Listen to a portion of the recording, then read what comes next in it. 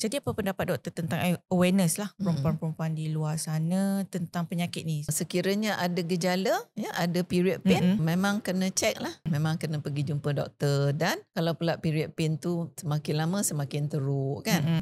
Lagi satu ada lately penyakit endometriosis ni juga dia ada kaitan dengan pemakanan kita. Dan zaman sekarang ni penyakit endometriosis ni dia telah melalui macam satu perubahan. Dulu like maybe 20 years ago kita akan jumpa penyakit ni after the age of 35. Commonly lah baru dia akan dapat penyakit ni. Mula dapat period pain after the age 35. Masa mula dia tak pernah ada period pain pun. Tapi sejak 5 tahun kebelakangan ni kita dapati ramai remaja macam pesakit doktor 17 tahun dah ada endometriotic cyst. Muda-muda lagi dah kena.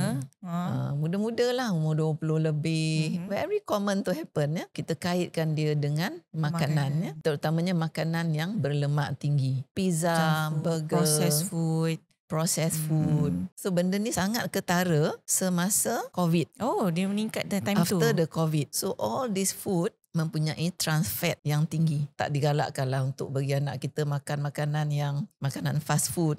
Kita kena galakkan anak kita makan sayur-sayuran dan buah-buahan. Sebenarnya kalau dengar doktor cakap macam boring lah. Betul, benda ni benda macam biasa je. Macam benda biasa je. Tapi hakikatnya itulah. Fast food memang dia punya kaitan dengan endometriosis tu sangat kuat. Jadi kita galakkan anak kita makan dalam satu serving dalam sehari tu mesti ada sayur-sayuran.